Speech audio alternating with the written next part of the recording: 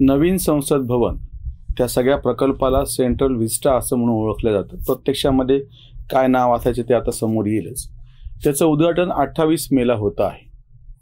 खरं तर एक अतिशय गौरवाची अशी गोष्ट आहे की ज्या देशातल्या इतक्या मोठ्या देशामध्ये आपण लोकशाही राबवत आहोत. जगातला सगळ्यात मोठा देश. 75 वर्ष स्वातंत्र्याला पूर्ण झालेली आहेत आणि ह्या अमृत महोत्सवी वर्षाच्या निमित्तानं संसदेचं अतिशय भव्य शानदार असं नवीन सभागृह तयार झालं, पूर्ण झालं आणि त्याचं आता उद्घाटन होतं आहे.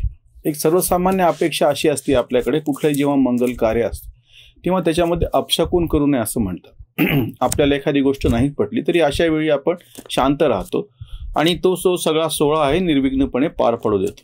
पण इतकी साधी गोष्ट जी आपण आपल्या कौटुंबिक पातळीवरती किंवा समाजातल्या एखाद्या छोट्याशा गोष्टीच्या बाबतीत सुद्धा पाळतो, ती जबाबदार विरोधी पक्ष भव्य अशा ह्या सगळ्या लोकशाही प्रक्रियेमध्ये मानायला तयार नाहीत आणि त्यांनी ह्या उद्घाटनाच्या सोहळ्यावरती बहिष्कार टाकण्याचं एक पत्रक 19 विरोधी पक्षांनी काढलेलं आहे. मी काही त्या सगळ्यांची नावं वाचत नाही, सगळेच त्याच्यामध्ये पक्ष आहेत. आश्चर्याची गोष्ट अशी आहे की विरोधक एकीकडे असा विरोध करत असताना प्रत्यक्षामध्ये ही योजना सुरू केव्हा झाली आणि कशी झाली याचा कोणी विचार करायला तयार नाही. म्हणजे हे विरोधक आणि त्यांना पाठिंबा देणारे लिब्रांडू पत्रकार, म्हणजे यांची विकृती इतकी टोक्याला गेली की एक वेळ भाजी बाजारात जाऊन बसून पण नवीन संसद भवनात बसणार नाही असं एका तथाकथित लिब्रांडू विचारवंतांनी फेसबुकवरती सोशल मीडियावर लिहिलंयस. मला कळत नाहीये की नेमकं तुमची ही मानसिकता काय आणि कशी आहे. सगळ्यात पहिली गोष्ट म्हणजे संसद काही कुठल्या पक्षाची किंवा मोदी अमित शाह यांची खाजगी जागीर नाहीये. बरं, हा निर्णय केव्हा झाला जो मुद्दा मी मांडत होतो की 2012ची गोष्ट आहे. मीरा कुमार तेव्हा लोकसभेच्या अध्यक्षा होत्या, सभापती होत्या. काँग्रेसच्या काळातली ही गोष्ट आहे. समिती स्थापन झाली, जुन्या संसद भवनाची इमारत किती आणि कशी वाईट आहे त्याच्याबद्दल सगळ्यांनी विविध अहवाल झाले, सगळं झालं. नवीन ह्याला मंजुरी मिळाली, त्याप्रमाणे काम सुरू झालं. जी काही एक शासनाची विशिष्ट प्रक्रिया असते, टेंडरिंग कसं व्हावं, काय असावं, ती तुम्हाला पटो किंवा न पटो ती एक विशिष्ट प्रक्रिया असते. मधल्या काळामध्ये सत्तांतर झालं आणि काँग्रेसची सत्ता गेली. आता ह्याचा आणि प्रत्यक्ष त्या प्रकल्पाचा काही संबंध नाही. जीएसटीचा निर्णय काँग्रेसने घेतलेला होता. कृषी कायदे जे आता आणणे त्याच्या विरोधामध्ये आंदोलन झालं, हे कृषी कायदे असेच असावेत असा निर्णय काँग्रेसच्या जाहीरनाम्यामध्ये म्हणजे आश्वासन दिलेलं होतं. इतकं विचित्रपणा चालू आहे ना की ह्या संसद भवनाच्या बाबतीमध्ये 2012ला निर्णय झालेला असताना शासनाच्या एक विशिष्ट प्रक्रियेतून ते सगळं जात असताना पुढे विरोध करायचं कारणच काय. इतका विचित्र पद्धतीने विरोध केला गेला. 1, 2 नाही 6 याचिका सर्वोच्च न्यायालयात एका वर्षाच्याच अंतरामध्ये दाखल झाल्या याच्या विरोधातल्या. कोरोनाच्या काळामध्ये कसं काय तुम्ही हे करता म्हणून विरोध झाला. पैसे जास्तीचे खर्च व्हालेत म्हणून विरोध झाला. इतका तर एक तर घाण शब्द आशुतोष वर्मा म्हणून कोणीतरी प्रवक्ते त्यांनी वापरला, मोदी का मकबरा. म्हणजे ते संसद भवन, त्याच्यानंतर पंतप्रधानाचं निवासस्थान, उपराष्ट्रपतीचं निवासस्थान आणि अजून काही सरकारी कार्यालय जी दिल्लीभर वेगवेगळ्या ठिकाणी विखुरलेली होती. मग संसद भवन किंवा ते मंत्रालय तिथून जाणं येणं आणि ह्या सगळ्यातून नॉर्थ ब्लॉक साऊथ ब्लॉक म्हणजे हे सगळं विखुरलेलं होतं. ते एका ठिकाणी असावं ह्या दृष्टीनं हा सगळा नवीन प्रकल्प तयार केला आणि सगळी दिल्लीभर विखुरलेली कार्यालय त्या ठिकाणी येतील. त्याच्यामुळे हा जो खर्च भाड्याचा आणि बाकीचा किंवा जेव्हा कर्मचारी इकडून तिकडे जायचे तेव्हा त्यांना टीए द्यावा लागायचा, बाकीचे पण काही खर्च होते. हे सगळे खर्च ह्या नवीन प्रकल्पात कसे वाचतायत, एकूण सगळ्याचा एकूण जर तुम्ही आकडेवारीचा हिशोब केला तर हे स्वस्त कसं पडतंय हे वारंवार दाखवून दिलं गेलं.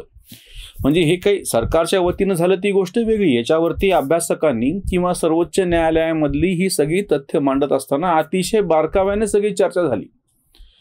कोरोनाच्या काळात तुम्ही का करता आणि कोरोनाचे बाकीचे लोक मरत असताना तुम्हाला मकबरा काय उभा करायचा आहे.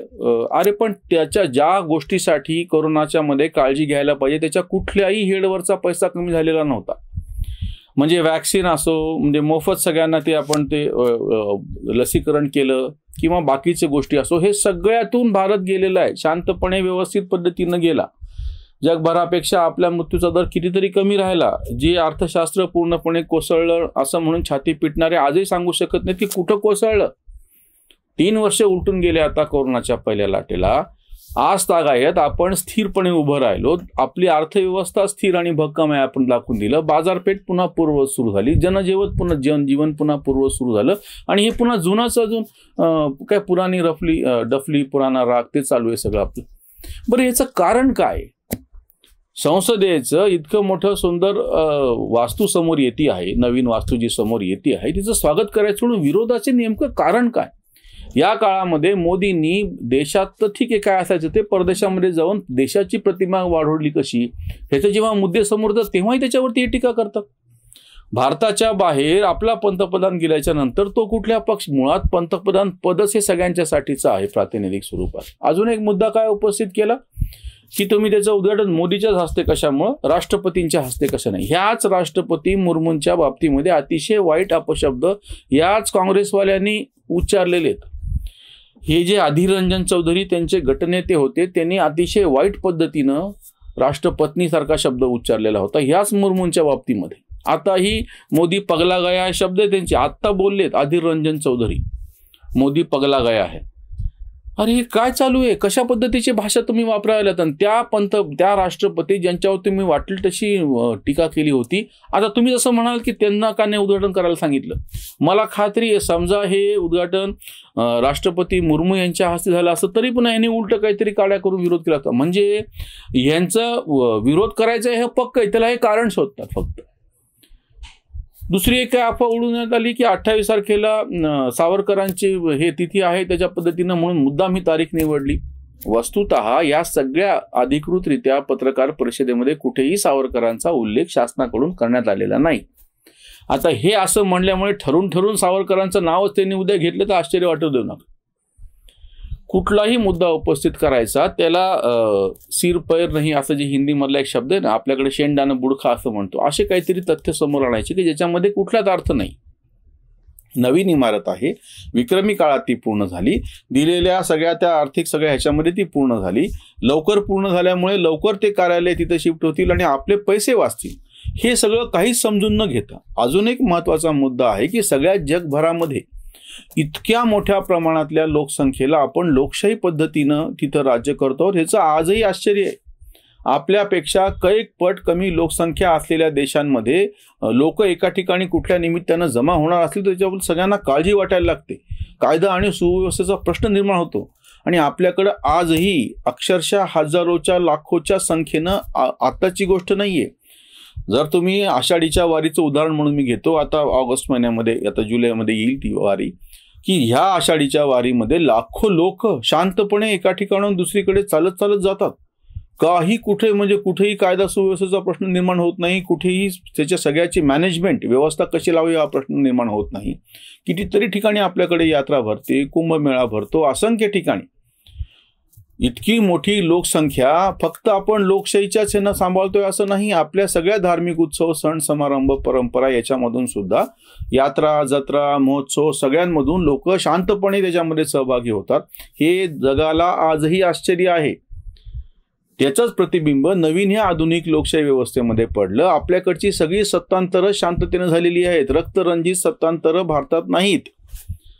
हे सगळं असताना किंवा आज जे सत्तेवर आहेत ते उद्या सत्तेवरती नसतील, किंवा प्रत्यक्ष जे व्यक्ती सत्तेवर आहेत ते पण उद्या नसतील. पण हे काहीच न समजून घेता त्याला जो विरोध केला जातोय तो अतिशय विचित्र असा आहे. त्याच्यावरची उसंतवाणी. नवीन संसद सोहळा मंगल, विरोधी दंगल आकारण. विरोधाच्यासाठी कोणता न मुद्दा, विकृतीचा गुद्दा विचारात. सुंदर सोहळा हा उद्घाटनाचा, विरोधी पक्षाचा बहिष्कार. राष्ट्रपती नाव केले यांनी पुढे, अडलेले घोडे अहंकारी. काँग्रेसी काळाची योजना ही मूळ, विरोधाचे खुळ आले कैसे. लोकशाही नावे वाजे जगी डंका, विरोधींची लंका पेटली का.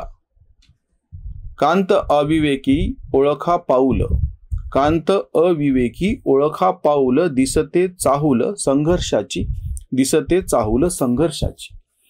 विरोधी पक्षांना कारण नसताना एक संघर्ष उभा करायचा आहे, कारण नसताना रस्त्यावर येऊन आरडाओरडा करायचा आहे, कारण नसताना संसद चालू न देणे, किंवा अतिशय वाईट भाषेमध्ये पंतप्रधान किंवा त्या पदावर अशा उच्च पदस्थ व्यक्तींवरती टीका करणे, हे सगळं अतिशय वाईट आहे. किंवा दुसरं एक तुम्हाला मी उदाहरण सांगतो की राहुल गांधी सुरतच्या न्यायालयात जेव्हा गेले, त्यांच्या त्या खटल्यासंदर्भात 3 मुख्यमंत्री त्या ठिकाणी गेले. फुकट रस्त्यावरती एक शो करण्यात आला, जेव्हा की कायदा आणि प्रक्रिया, सुव्यवस्थेची प्रक्रिया त्याच्या मार्गाने शांतपणे चालू राहावी. नवीन संसद भवनाच्या उद्घाटनावरती बहिष्कार टाकण्याचा निर्णय अतिशय चूक पद्धतीचा आहे, पूर्णपणे अविवेकी असा हा निर्णय आहे आणि विरोधकांना ह्याची जाणीव सर्वसामान्य लोकांनी करून द्यावी. इथेच थांबूयात. धन्यवाद.